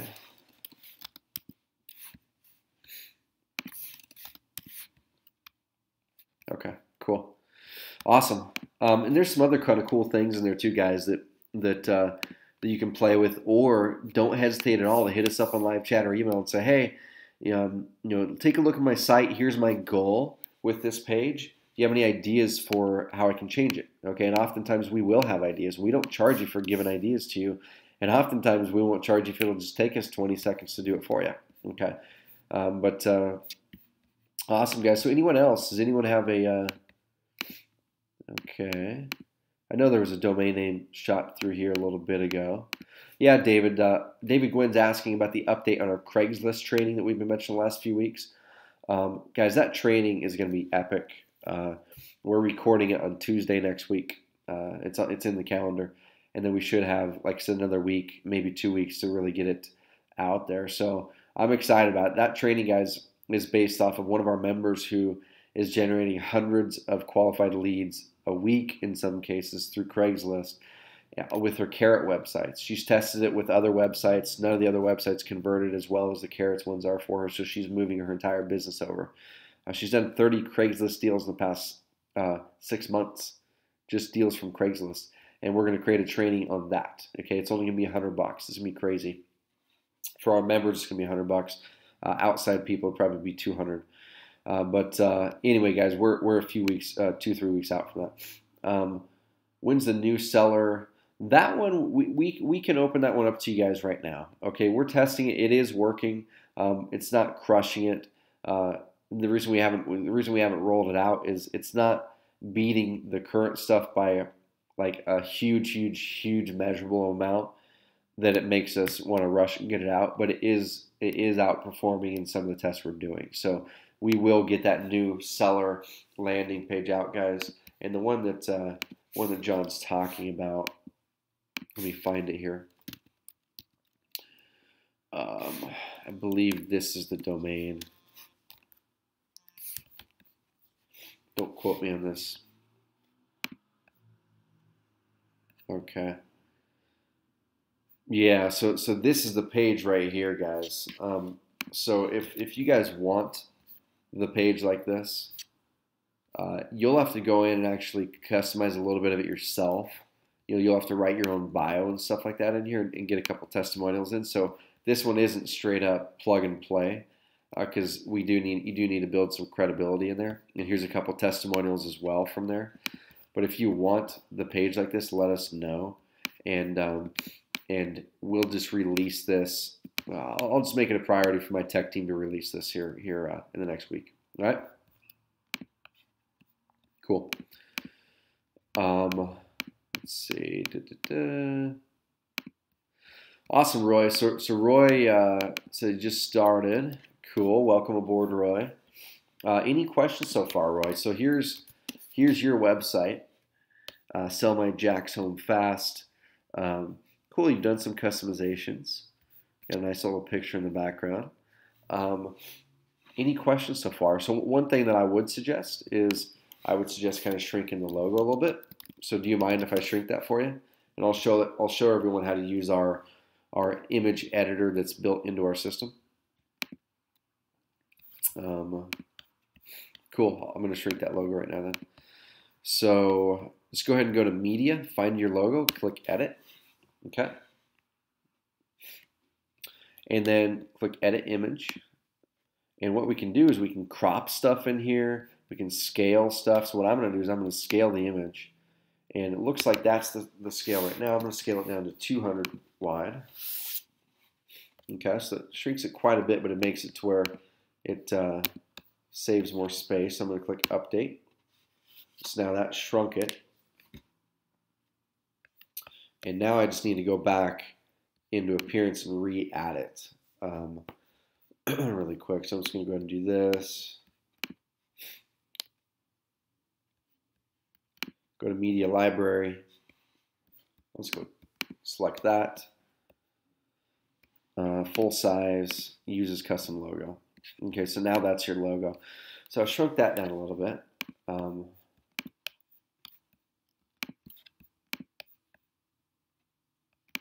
And same thing, it's just my darn browser. It's not showing the changes right away for some reason today. But it is smaller. And yeah, I mean, I love having pictures back here. That's one of the benefits with our system is you can really tweak stuff around.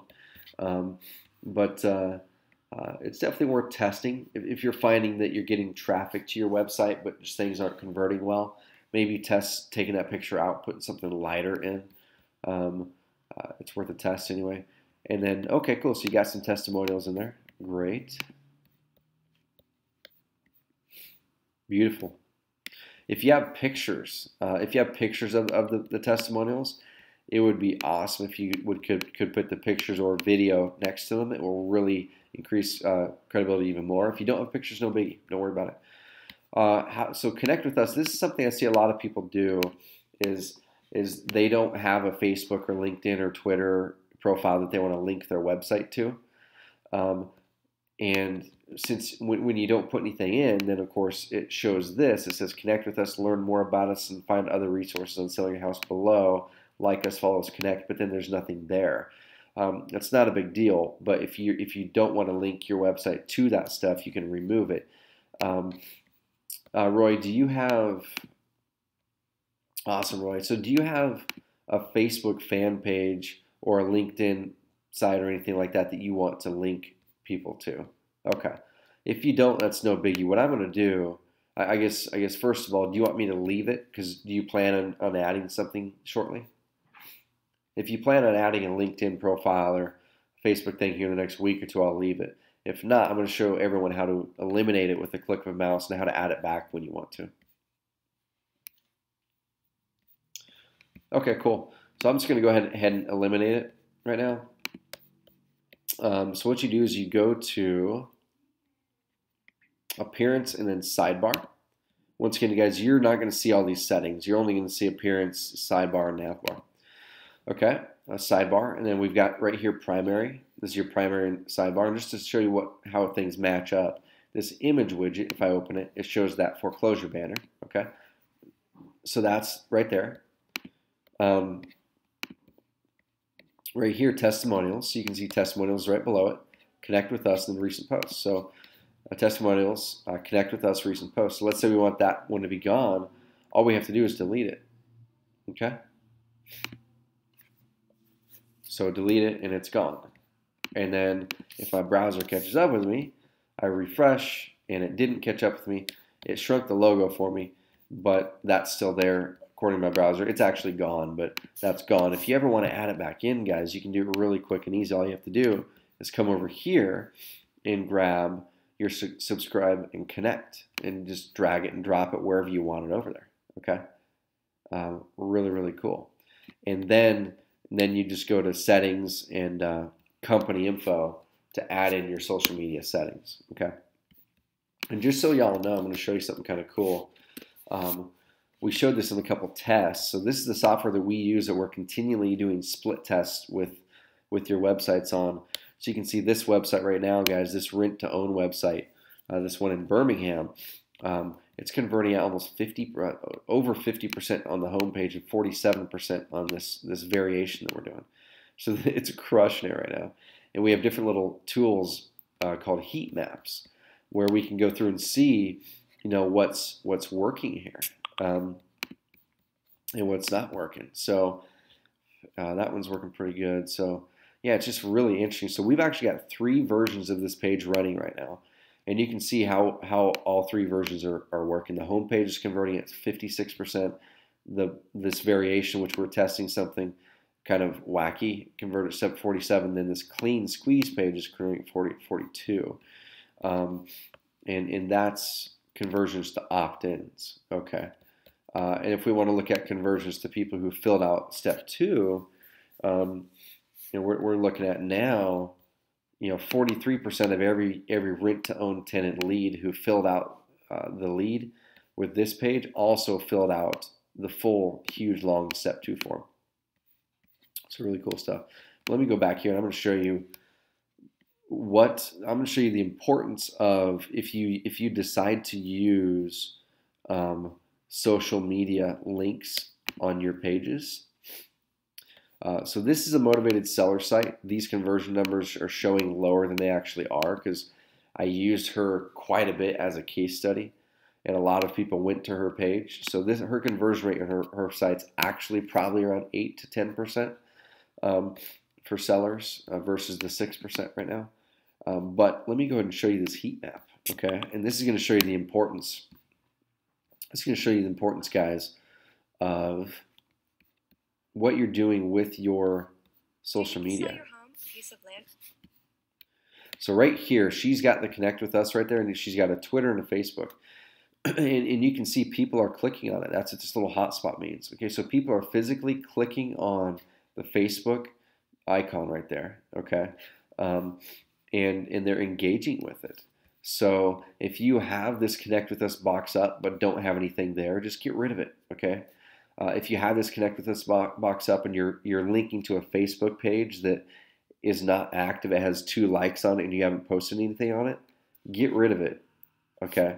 Only post stuff if you're going to be active with it, because this proves that people do click through to see stuff, okay? Cool. Well, let's see, guys. If there's no other questions, it doesn't look like I'm seeing any other questions come through. If there's no other questions, okay, right there. So, David, any thoughts on making videos for seller leads? Thoughts on action plan? Maybe a script, please. Yeah, I mean, honestly, my best thought on making videos for seller leads is to do what you would do if you were sitting across the table from someone who needed to sell their house. Okay? What would you need to do if you're sitting across the table from someone that needs to sell their house to build credibility, to convince them to basically give you information about their house? The funny thing is what you would do is way different than what most people are doing online. And it doesn't make sense. Okay, too many people try to hide behind the internet thinking that they're doing all these things on the internet protect them from having to step out and actually interact with people, right? So you'll see online a lot of people, and even in the 3 lead per day training, it even shows how you can do videos with Animoto and some other tools like that to make quick videos, and we're going to change that out because I don't believe in that anymore. It works great to get rankings, but it does not work great to build credibility and get someone who sees that to convert as a lead.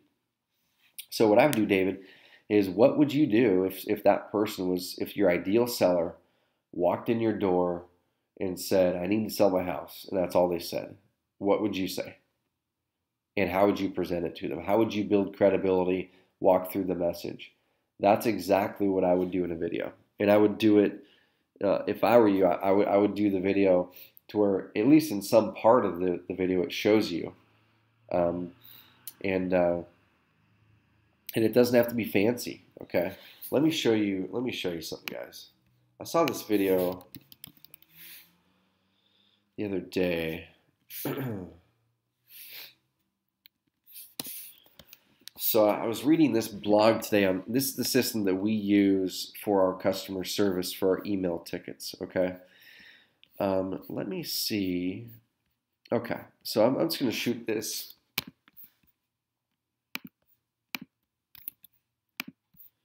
I'm going to shoot this video through here, guys. Don't watch it right now. Watch it whenever you get a chance. Watch that video, and of course, take out the fact that mentions anything about the Ritz and this fancy branding. Okay, what I want you to see is the way that this guy, he runs a company that helps people do, I'm assuming it's tax stuff. I don't know, 504experts.com. Let's see what they do. But it's not like they do something really fancy. So financing, guys, they finance stuff. This guy's a loan guy. Okay, this guy's a loan guy. It's not too different from what investors are doing. Okay, but he's doing a great job engaging people and whatnot. So his video, watch this video and see how he is on video. It's crazy simple. He's just sitting there. He doesn't move. He's in his office. But look at the way he is talking in the video, the way he's presented. Look at his background. I've seen videos that people do where I say, yeah, get in front of the video if you can and tell the message of how you would help them and what they need to do next, basically. And someone will do the video. It's in their dining room. The lighting's terrible. They look like they're dark. It looks like they're someone from the mob that's going to come and break your kneecaps or something like that. Even though they're great people and they have a great message, if you deliver the video in a place that just doesn't look good, then it's going to come across bad. So look at that right there, guys. Like, he's in his office, not a fancy background. It's just a brick thing there, and he's got some bookshelves, and he's got just a little unbuttoned polo. And you can see he probably does have some lighting, but it doesn't have to be expensive. If you just light up if your kitchen is really well lit or something like that, or your bedroom or your office, just find somewhere that's really well lit and talk. Founder of Mercantile Capital Corporation.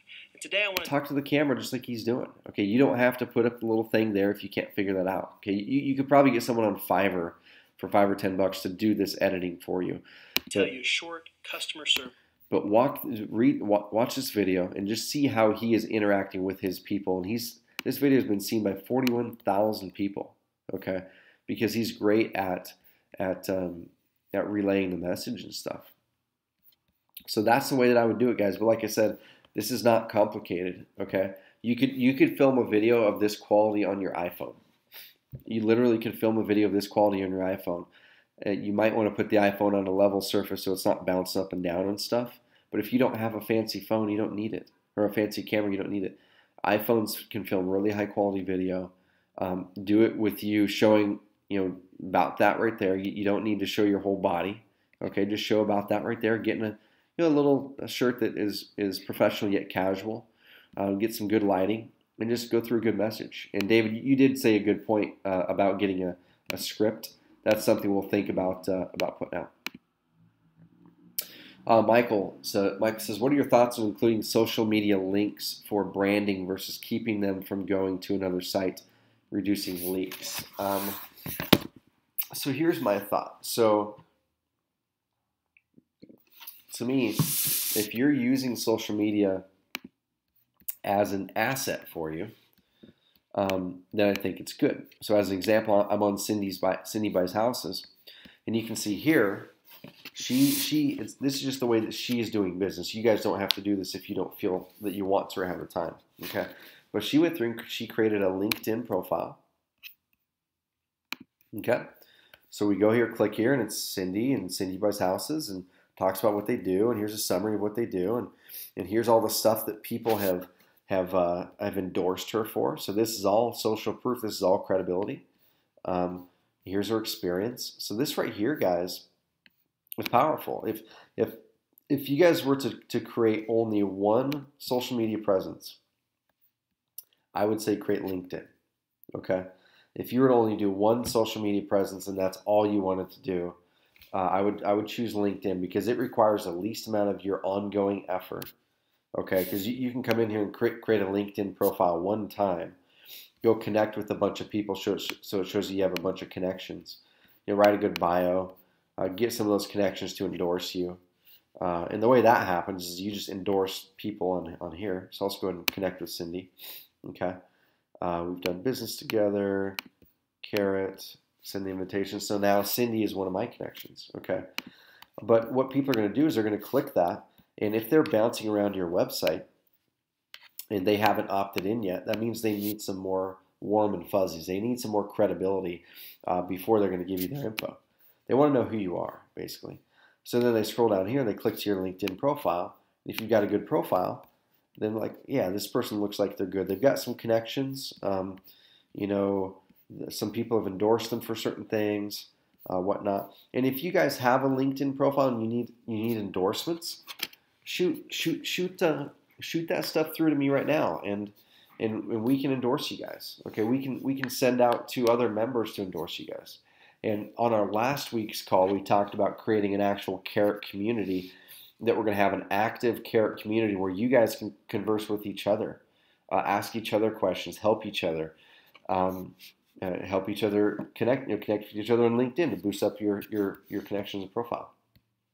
So if you have a Facebook page, make sure it's active. So Michael, this is my thing here. If you have a link to a Facebook page and you're driving people here and you've got 2 likes on there and you have never made an update, or you haven't made an update for 8 months, you probably shouldn't be linking that from your website. Okay, what you always want to keep in mind is that social media by itself does not give you credibility. Okay, what you put on the social media and how you give people the real picture of who you are and your expertise is what builds credibility. So Cindy, when people come here, there's a nice picture of her and her husband. It immediately says they're home buyers. They had some people give them ratings. Okay, so there's some people that gave them ratings. So when you do a deal, have the home seller or buyer come here and give you a rating on Facebook if you plan on using Facebook. Okay. And then if you have a Facebook page, share your Facebook page with all of your friends and say, hey, I started this real estate investment company. I'd really love if you could go over there and like my page for me. Okay? If you're afraid to ask your Facebook friends of that, then there's probably another question you need to be asking yourself is why are you ashamed of your real estate investment business? You shouldn't be ashamed of it. So ask your Facebook friends to like your page and give you feedback. Okay? And then you can see she posts pictures, videos. Some of it has nothing to do with real estate, but it has everything to do with her and her personality, since dog lovers. She's posting stuff to free reports and deals, okay? Little cute stuff. It just gives personality. So you don't have to always be posting about stuff about your deals or that you can buy their house or whatever. Post creative stuff, okay? But yeah, if you're active with it, then yes, go ahead and use it. And my recording's about to run out here, guys, and I'm about running out of time. But a couple more questions here. Yeah, exactly. Excuse me. Yeah, so Dan's saying he's saying, can't you have those links open in a new window without them leaving your website? The answer is yes. Will's saying, how do we add social media buttons to the homepage? Awesome, Will. So what you do is you go to, so number one, you got to make sure in your sidebar you have your subscribe and connect deal over there. So go to appearance, go to sidebar, and drag over subscribe and connect. Okay? And then what you do next is you go to settings, go to company info. And then in your company info is all your social, all your social links. Okay? So put in your Twitter URL, put in your Facebook URL, put in whatever you have. As soon as you put those in, it's automatically going to put that icon on your homepage for you. It takes like 12 seconds. And we have a tutorial in our help section that walks through how to do that too. Cool, yeah, Samuel. Ask for the endorsement. I'll endorse the heck out of you. Guys, if you want an endorsement on LinkedIn, send it to me at trevor@oncarrot.com. Okay? Say, hey, here's my LinkedIn profile. I'd love to connect with you on there and have you endorse me, and we'll do that. Okay, that's what community is about, is helping other people. What if you don't have testimonials and credibility in real estate? Yeah, so awesome question, Yolanda. What if you don't have testimonials and credibility in real estate? We actually did a video on this, and we're going to get it up online.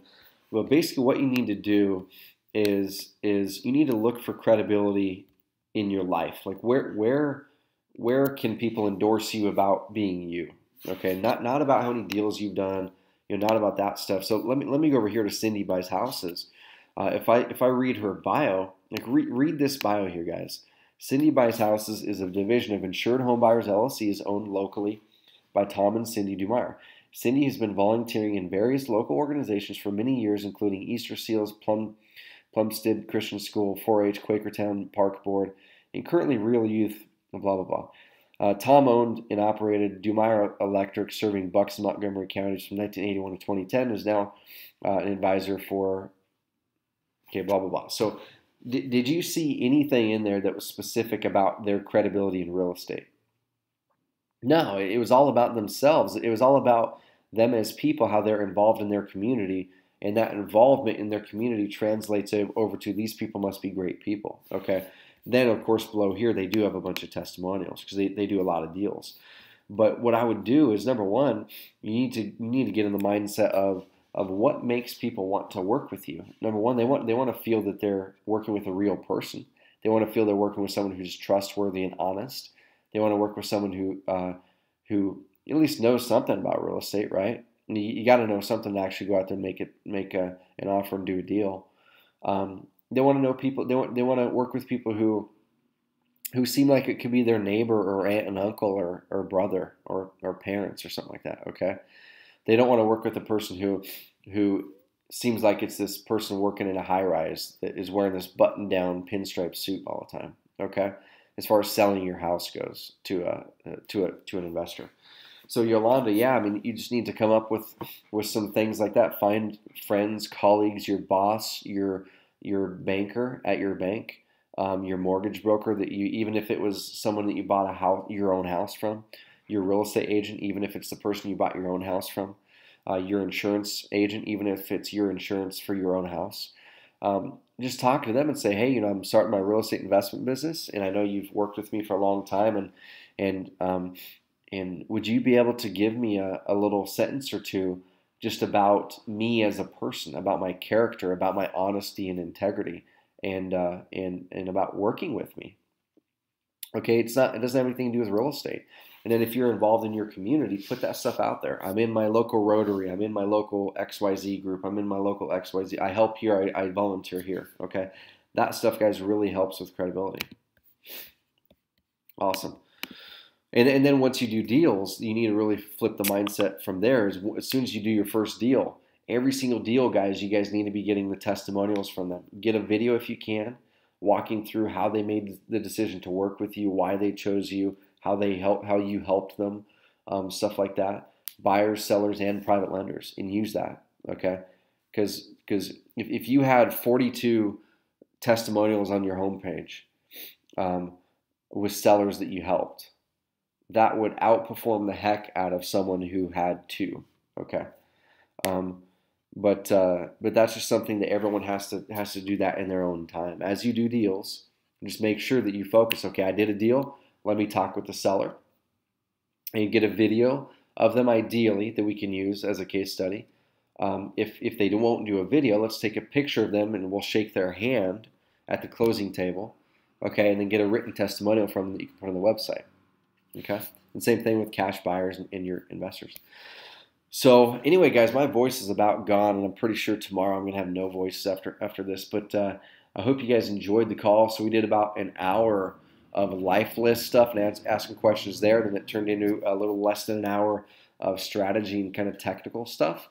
If you guys have further questions, shoot them through support@oncarrot.com, please, and we'll get rolling.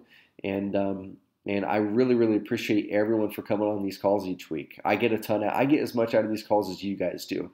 And what I would love, guys, is, like I said, is people who have success with the system. When you get your first lead, let us know. We want to see those wins, okay? When you do your first deal from these leads, let us know. We want to see those wins, okay?